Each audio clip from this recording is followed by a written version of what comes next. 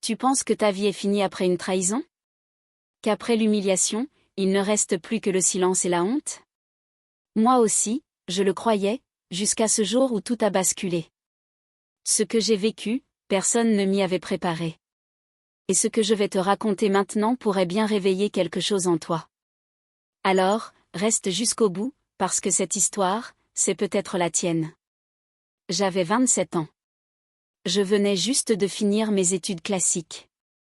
Pas de fête, pas de champagne, juste une valise, un rêve et une décision, quitter le village pour aider ma famille. J'ai pris la route pour la capitale, destination la maison de ma tante Natacha, la petite sœur de mon père, Thomas. Une femme que je respectais depuis toute petite, forte, brillante, élégante. Elle travaillait dans les institutions, une vraie référence. Elle m'a accueilli avec un grand sourire, un câlin fort, presque trop fort. Et puis, il y avait son mari. Je l'avais à peine salué qu'il m'a regardé d'une manière étrange. Je ne saurais pas la décrire, mais tu sens quand un regard dépasse la simple politesse. Tu le sens dans le frisson qui te traverse, dans la gêne que tu n'oses pas montrer. Les premiers jours, tout allait bien. Je m'occupais de la maison, je faisais des petits jobs à gauche à droite pour mettre un peu de sous de côté. Mais lui, il rôdait, toujours là, toujours à me regarder. Il me faisait des compliments déplacés, des remarques sous-entendues. Il passait près de moi exprès, et chaque jour, il franchissait une ligne invisible. J'ai voulu en parler à ma tante, mais comment accuser un homme dans sa propre maison? Comment salir un couple que je respectais? Alors, j'ai juste souri, fui, évité. Et puis, un jour, tout a basculé. Ma tante m'annonce qu'elle part en mission pour 2 semaines. 2 semaines seule dans cette maison avec lui. J'ai voulu dire non, trouver une excuse, mais elle m'a regardé avec confiance. Tu es comme ma fille, je te laisse les clés de chez moi, m'a-t-elle dit. Et moi, j'ai hoché la tête en silence, sans savoir que j'allais vivre le pire cauchemar de ma vie. Le premier soir, il est revenu du travail avec une bouteille. Il voulait fêter mon arrivée dans la vie active. Il s'est assis trop près de moi, m'a caressé la main. J'ai repoussé. Il a souri, comme si c'était un jeu. Mais ce n'était pas un jeu pour moi. Les jours suivants, c'est devenu insupportable. Il ouvrait la porte de ma chambre sans frapper, m'espionnait sous la douche, me proposait de partager son lit pour ne pas me sentir seule. J'ai tout fait pour lui échapper, mais il avait les clés, l'autorité, la maison. Moi, j'étais seule. Je n'avais personne. Et quand j'ai crié, personne n'a répondu. Ce soir-là, j'ai compris que je ne pouvais plus rester. J'ai pris mon sac, quelques vêtements, et j'ai fui. Pas de plan, pas d'amis, juste une fille de 27 ans dans une grande ville, à la rue. Et ce que j'ai vécu ensuite a tout changé. Cette nuit-là, je marchais sans but, mon sac sur l'épaule, les pieds douloureux, le ventre vide, et les larmes que je n'arrivais plus à retenir. J'avais honte, honte de fuir, honte de ne pas avoir crié plus fort, honte d'avoir quitté cette maison comme une voleuse alors que j'étais celle qu'on avait trahie. Je me suis assise sur un banc près d'un arrêt de bus désert. Il faisait froid, le vent coupait la peau. J'avais l'impression que même la ville me rejetait. Et puis, il est arrivé. Un homme, la trentaine, bien habillé, parfum trop fort, regard insistant. Il s'est arrêté devant moi, m'a observé quelques secondes sans parler, puis il a dit, « T'as pas où dormir, hein? Viens chez moi, je te donnerai un bon lit, même de l'argent, si tu me donnes un peu de chaleur. » J'ai figé. Pas pour les mots, mais pour le ton. Il ne me parlait pas comme à une personne. Il me parlait comme à un objet, comme à une opportunité, comme à une proie. Et tu sais quoi? C'est là que j'ai compris un truc que personne ne m'avait jamais dit, quand tu es une femme seule, vulnérable, il y a des hommes qui te regardent comme un repas laissé sans surveillance. J'ai eu envie de hurler, de le gifler, mais j'ai juste serré mon sac et j'ai dit, non. Même si je dors sur le trottoir, ce que tu veux, tu ne l'auras pas. Il a éclaté de rire. Tu finiras par dire oui. Tu verras, m'a-t-il dit. Puis il est parti. Mais ces mots, eux, ils sont restés. Je suis restée là, en boule sur ce banc, à pleurer, à trembler, à prier. Et je me suis demandé, Est-ce que ma vie va s'arrêter là? Est-ce que je suis condamnée à choisir entre me vendre ou disparaître? Mais cette nuit-là, alors que j'étais au bord du désespoir, un miracle inattendu s'est produit. Une femme, une inconnue, simple, discrète. Elle m'a tendu une couverture sans un mot, juste un regard doux, une présence rassurante. Et c'est grâce à elle que je suis encore là aujourd'hui. Mais la suite, ce qu'il s'est passé les jours suivants, ce que j'ai accepté, ce que j'ai enduré, ce que j'ai dû faire pour survivre, ce que j'ai dû faire pour manger, m'a brisé l'âme. Tu veux savoir ce qu'est la vraie faim? Ce n'est pas juste un ventre vide, c'est un corps qui tremble, une bouche sèche, des jambes qui flanchent. C'est ta dignité qui se fissure, minute après minute. Après cette nuit glaciale sur le banc, je me suis réveillée avec le soleil qui tapait, les muscles engourdis, et les gens qui passaient sans même me regarder, comme si je n'existais pas. J'ai marché pendant des heures, à la recherche de quoi? Je ne sais pas. Un endroit, un visage, une main, quelque chose.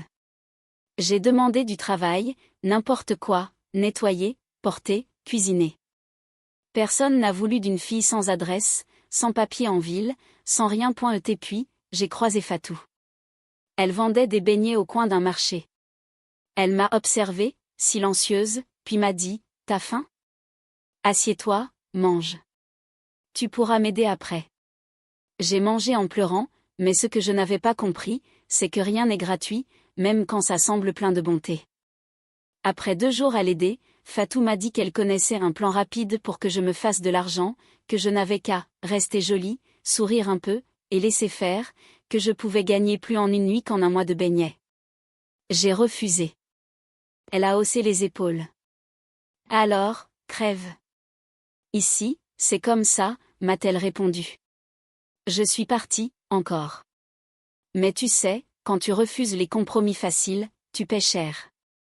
J'ai dormi sous un pont, dans un couloir d'immeuble, parfois même debout, collé à une grille pour ne pas qu'on me vole mon sac. Et le pire, ce n'était même pas les nuits, c'étaient les regards, les insultes, les hommes qui me proposaient de partager leur chambre d'hôtel contre un peu de tendresse. Chaque refus m'isolait un peu plus. Et puis, un jour, j'ai cédé. Pas pour du plaisir, pas pour du désir, juste pour un plat chaud et une nuit sans peur. Ce que cet homme m'a fait. Je ne vais pas tout dire, mais je te dirai ceci, ce n'était pas mon corps qui pleurait, c'était mon âme. Et le pire, c'est qu'il m'a donné un billet, comme une récompense, comme si j'étais un objet. J'ai pris l'argent, et je l'ai jeté dans une poubelle. Mais à cet instant, j'ai su, je devais sortir de là, vite, avant de disparaître complètement. Et tu sais quoi? Le destin m'a tendu une main, mais pas celle que j'attendais. Quand tu as été brisé, sali, utilisé, tu finis par croire que tous les regards sont les mêmes. Et puis, un soir, Daniel est arrivé. Je vendais quelques bracelets faits de perles récupérées, des petits riens posés sur un morceau de tissu au bord d'un café de quartier, le cœur vide, le regard bas. J'attendais, je ne savais même plus quoi. Et lui, il s'est arrêté. Bien habillé, discret, il n'avait pas l'air pressé.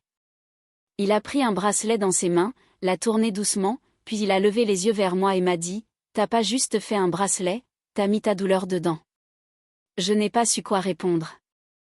J'ai simplement baissé les yeux, et il a ajouté, « T'es encore debout. » C'est tout ce que je vois. Il m'a proposé de m'asseoir, de boire un café. Rien de bizarre, juste une pause, une bulle de silence au milieu du chaos. Et j'ai accepté. On a parlé, pas de choses lourdes, juste humainement.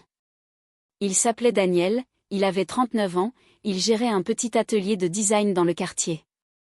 Il ne posait pas de questions sur mon passé, il écoutait ce que je voulais dire, ou pas. Et surtout, il ne me regardait pas comme les autres, pas comme un objet, pas comme une opportunité à saisir. Il me regardait comme une personne, et ça m'a bouleversée. Quand il m'a dit, « Si tu veux un boulot, viens demain à l'atelier. Je cherche quelqu'un de simple, de vrai. Je pense que t'as ce qu'il faut », je suis restée silencieuse. J'ai demandé, presque à voix basse, « Tu veux rien en échange ?» Il a souri, pas moqueur, pas lourd, un sourire doux. « Non, juste ton sérieux et ta lumière, même si tu penses qu'elle est éteinte. » Je ne sais pas pourquoi, mais j'ai pleuré. Pas bruyamment, juste les larmes ont coulé toutes seules, parce que ce jour-là, pour la première fois depuis longtemps, quelqu'un m'a vu, vraiment. Et sans même me toucher, Daniel a rallumé quelque chose en moi. Mais je ne savais pas encore que ce quelque chose allait devenir un feu que je ne pourrais plus éteindre. Je n'avais pas prévu de tomber. Mais ce que Daniel a réveillé en moi? Impensable. Tu sais ce que c'est de te redécouvrir à travers le regard de quelqu'un? Pas un regard pressé, pas un regard qui te déshabille, mais un regard qui t'habille, qui te couvre, qui t'honore. Daniel, c'était ça. Il ne m'a jamais demandé pourquoi je dormais dans la rue, il ne m'a jamais posé de questions blessantes. Il m'a simplement ouvert la porte de son atelier, m'a montré où ranger, comment coller, assembler, créer. Et il me disait souvent, tu travailles comme si t'essayais de recoller ton propre cœur. Il ne savait pas à quel point il avait raison. On passait nos journées ensemble. Il m'apprenait, je le regardais, il me confiait des petites tâches, puis des projets. Et puis, un jour, sans prévenir, il m'a effleuré la main. Juste ça, une caresse légère, respectueuse, mais qui m'a traversé comme un éclair silencieux. J'ai retiré ma main, pas parce que je ne voulais pas, mais parce que j'avais peur. Peur de ce que ça pouvait réveiller, peur d'espérer à nouveau, peur de me brûler en touchant quelque chose de trop doux. Il a compris. Il n'a rien dit. Mais à partir de ce jour-là, j'ai commencé à trembler quand il s'approchait. Pas de peur, de désir. Un désir enfoui depuis trop longtemps, un feu que j'avais éteint et qu'il rallumait juste par sa présence. Un soir, après avoir fermé l'atelier, il m'a raccompagné jusqu'à l'endroit où je dormais. Il m'a tendu une couverture et a murmuré, « Tu ne devrais plus dormir ici. Ce n'est pas ta place. » J'ai répondu, la voix serrée, « J'ai pas d'autre place. » Et là, il a dit, doucement, « T'as une place ici, avec moi, si tu veux. » Je l'ai regardé longtemps, et j'ai vu dans ses yeux aucune exigence, aucun piège, aucune urgence, juste une main tendue. Et mon cœur, qui hurlait en silence depuis des mois, a battu plus fort. Cette nuit-là, je ne suis pas restée dans la rue. Je suis entrée chez lui, pas pour coucher, pas pour fuir, mais pour respirer. Et ce qu'il s'est passé cette nuit-là, ce n'était pas du sexe, c'était un retour à la vie. Dans ses bras, j'ai senti que je n'étais plus seule, plus cassée, juste femme. Je ne saurais jamais vraiment expliquer ce que j'ai ressenti cette nuit-là. Quand Daniel a ouvert la porte de chez lui, ce n'est pas juste un salon qu'il m'a offert, ce n'était pas juste un toit. C'était un espace où je n'avais plus besoin de me défendre, où je pouvais juste être. Il ne m'a pas sauté dessus, il ne m'a pas regardé comme une dette à payer. Il m'a juste préparé un thé, a posé une couverture sur mes épaules et m'a dit, « Tu peux prendre une douche, si tu veux. » Il a une chemise propre sur le lit.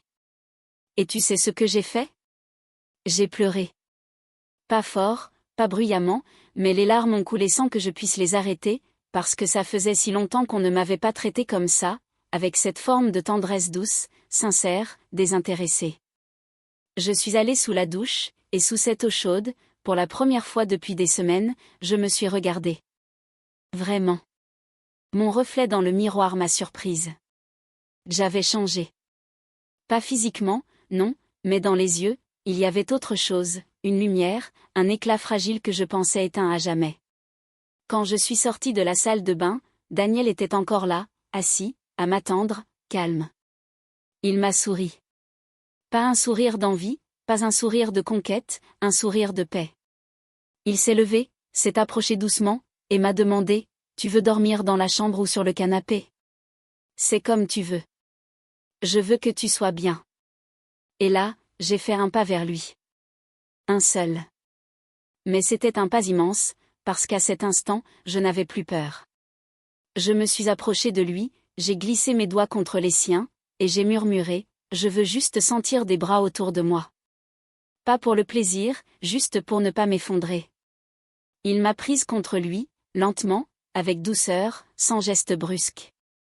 Et quand ses bras m'ont entourée, quelque chose s'est ouvert en moi, un barrage, une faille, un cri muet qui me disait, « T'es vivante, t'es là, et tu mérites cet instant. » On n'a pas fait l'amour, pas cette nuit-là, mais on a partagé une intimité que je n'avais jamais connue.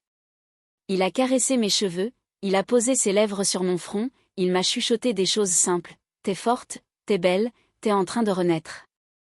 Et tu sais quoi?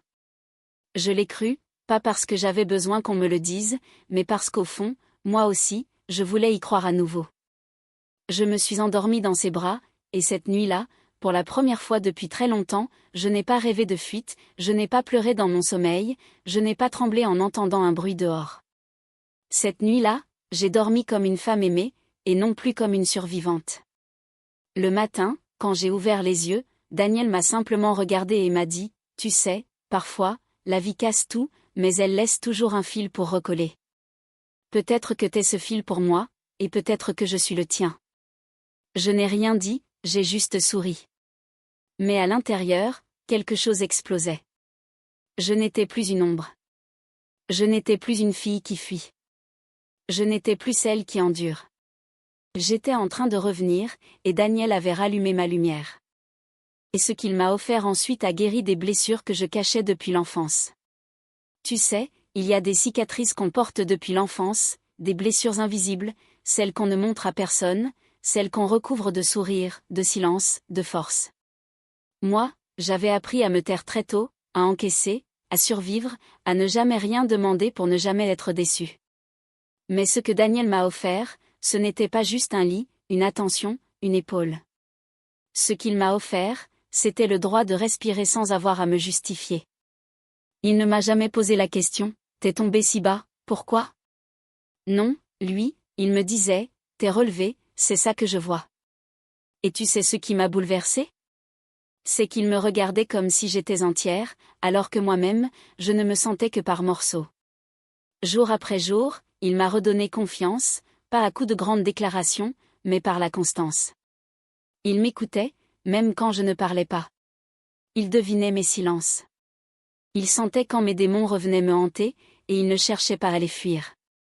Il restait, il posait sa main sur la mienne, et il disait, « Je suis là. T'as pas besoin de tout affronter seul. » Et puis, un jour, sans prévenir, tout a changé. Je venais de finir une longue journée à l'atelier. J'étais fatiguée, pas de maquillage, les cheveux relevés en chignon, une vieille chemise large sur le dos. Je me suis assise sur le canapé, et Daniel m'a observé longuement.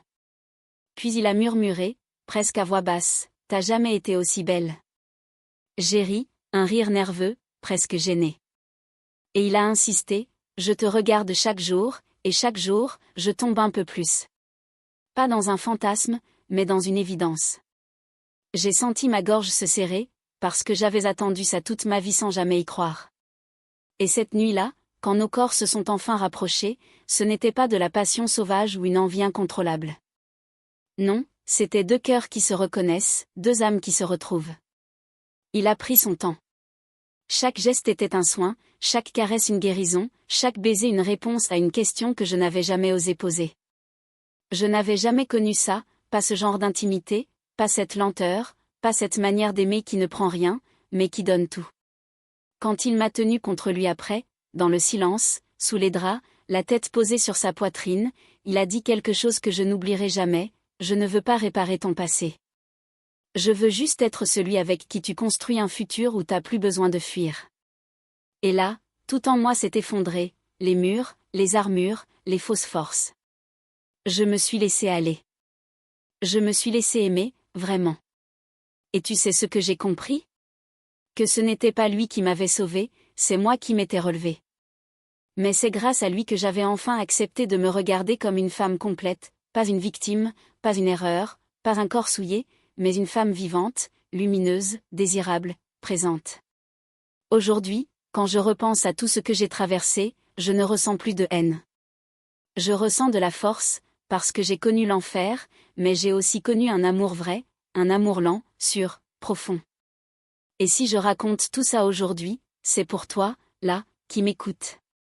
Toi qui penses que c'est trop tard, toi qui crois que personne ne viendra jamais rallumer ta lumière, toi qui vis dans la honte, la douleur, le silence. Écoute-moi bien, il suffit d'une main, d'un regard, d'un seul souffle pour que tout reparte. Et parfois, cette main, c'est la tienne. Alors, ne baisse pas la tête, ne t'excuse plus d'exister. T'as rien à prouver à personne. T'es assez, et tu mérites bien plus que tu ne le crois. Tu sais, la vie ne choisit pas toujours ses victimes, mais elle donne à chacun la possibilité de se relever. J'ai touché le fond, j'ai pleuré dans l'ombre, j'ai été brisé. Mais aujourd'hui, je marche la tête haute, parce que ce que tu traverses ne définit pas qui tu es. Ce que tu décides d'en faire, oui. Alors, ne laisse jamais une main sale effacer ta valeur. Tu mérites l'amour, tu mérites le respect, tu mérites la lumière. Et si un jour tu doutes, souviens-toi de moi. Parce que si j'ai pu me relever, alors toi aussi, tu peux. Si cette histoire t'a touché, partage-la, laisse un commentaire, abonne-toi. Et surtout, n'oublie jamais ceci, tu n'es pas ce que tu as traversé. Tu es ce que tu choisis de devenir aujourd'hui. Au revoir.